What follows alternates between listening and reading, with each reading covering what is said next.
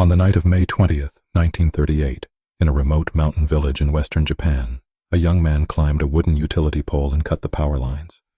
The village went dark. 23 households, 111 people, no lights, no phones, no way to call for help. Then he went home, picked up an axe, and walked into his grandmother's room. What happened over the next 90 minutes would become the deadliest mass murder by a single person in Japanese history. 30 people dead, an entire village shattered, and a question that has haunted Japan for nearly a century. What turns a quiet, intelligent young man, someone the village knew, into a killer who would erase half his community in a single night? This is the story of the Tsuyama Massacre. The village was called Kaio. It sat deep in the Chugoku Mountains of Okayama Prefecture. Steep valleys, dense forest, narrow footpaths connecting clusters of traditional wooden houses. In 1938, this was the edge of the world. You reached it by foot, not by road. The nearest city, Tsuyama, was 10 kilometers away, but it might as well have been a different country. The residents were farmers, silkworm rearing, subsistence agriculture on soil that gave just enough. They followed the rhythms of planting and harvest. They followed tradition, and tradition in a place like Kaio meant everyone knew everyone. There were no secrets in a village of 23 households. But there were customs. One of them was called yobai, night crawling. It was an old rural practice. Unmarried young men would creep into the homes of unmarried women after dark, not to harm them, but for consensual encounters. It was a form of courtship, informal, unspoken. Sometimes it led to marriage. Sometimes it was just the way things were done. It was in this world, this isolated, tradition-bound mountain village, that a boy named Mutsuo Toi was born. March 5th, 1917. His parents died of tuberculosis when he was still an infant. He never knew them. He and his older sister were raised by their grandmother, a strict woman who kept the children close and discouraged them from mixing too freely with outsiders. Mutsuo was smart. Teachers noticed it. He read voraciously.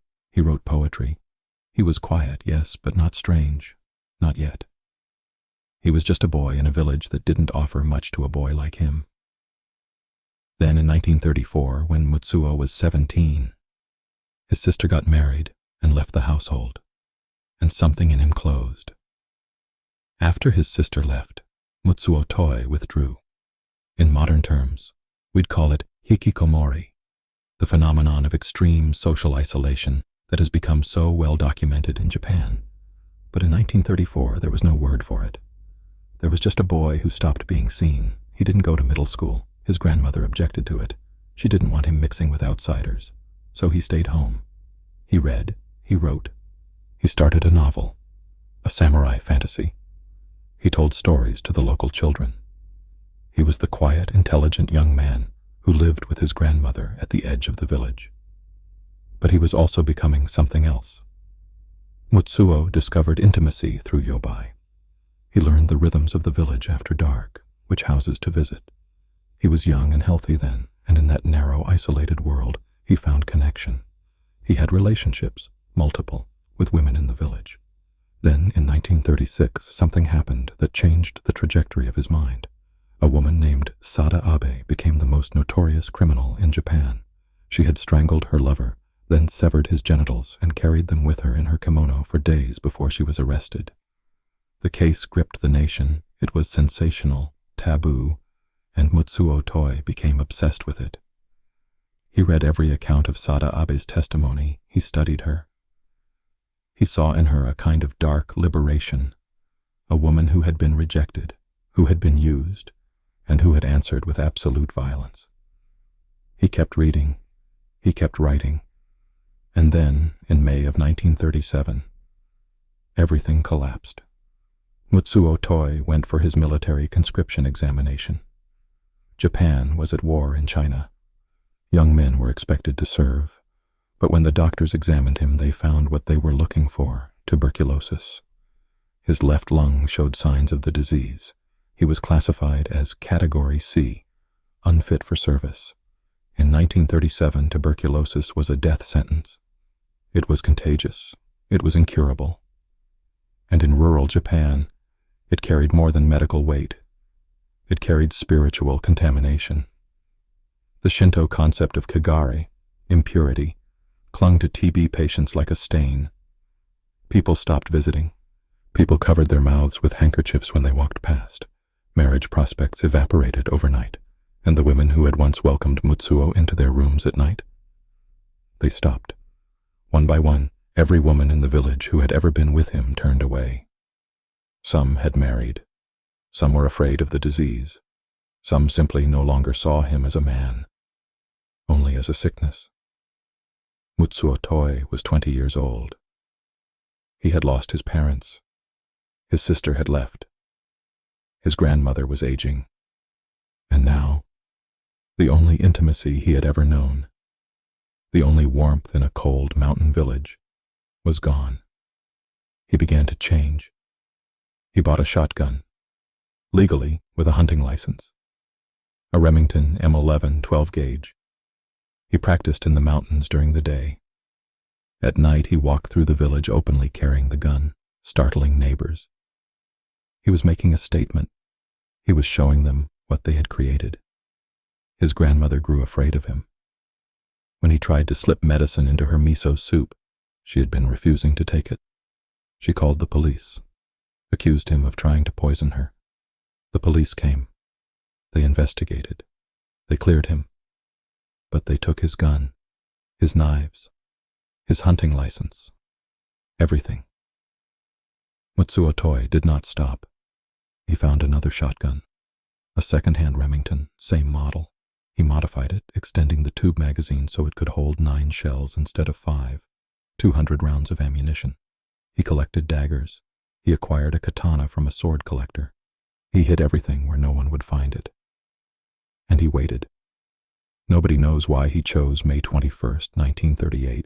Some say it was because 2 of his former lovers had just returned to the village to visit family, a rare moment when all his targets were in one place. Some say it was impulse. Some say he had been planning it for months, marking houses on a mental map, rehearsing the sequence in his head. What we know is this. On the evening of May 20th, Mutsuo Toi climbed the utility pole at the edge of the village and severed the power lines. The entire hamlet went dark. The residents, farmers, silk workers, children, went to sleep in a village without a single light. At 1:30 in the morning, he walked into his grandmother's room. She was 76 years old. She was asleep. He killed her with an axe. A single strike. Decapitation. In his suicide notes, written before the attack, he explained why. He wrote that he could not bear to leave her alive. He could not bear for her to live as the grandmother of a murderer. He believed he was sparing her. He strapped 2 flashlights to his head, one on each side, like eyes in the dark. He picked up his modified shotgun. He strapped the katana to his waist. He tucked the daggers into his clothes, 200 shells. And then he began to walk. He moved through the village the exact same way he had moved through it during Yobai, house to house, room to room, in the dark. He knew every door, every floorboard. He knew where people slept. He entered the first home, then the next, then the next. He killed with the shotgun at close range. When shells ran out, he drew the katana. When the katana dulled, he used the axe. 23 households. He attacked 11 of them. 4 generations of families, farmers, silk workers, children, grandparents, a 5-year-old boy, an 86-year-old woman. 29 people died, 27 at the scene. 2 more died of their wounds in the days after. 3 others were seriously injured, left alive by mistake, because he ran out of ammunition or lost them in the dark. The entire massacre took approximately 90 minutes. Half the population of Kaio, dead. And when it was over, Mutsuo Toi walked up the mountain behind the village. He sat down among the trees, and as dawn broke over the Chugoku range, he pressed the shotgun to his chest and pulled the trigger. He left notes, long ones, multiple pages. They were found with his body. The notes are devastating in their clarity. He wrote about the tuberculosis diagnosis and what it did to him, how the village turned away, how the women who had shared his bed, now looked at him like he was already dead. He wrote that he felt despised, hypersexual, dirty. He wrote that he wanted to destroy the village.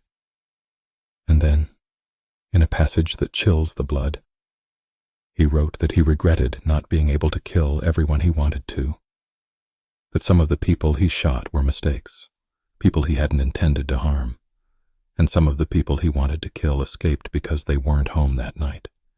He had made a list. He had checked it twice. The notes also reveal something more complex than simple rage. There is calculation. There is planning. There is a mind that understood exactly what it was doing and chose to do it anyway. The aftermath was chaos. Police from Tsuyama arrived at dawn to find a village that looked like a battlefield. Bodies in doorways. Bodies in beds. The grandmother's body. The killer's body on the mountain.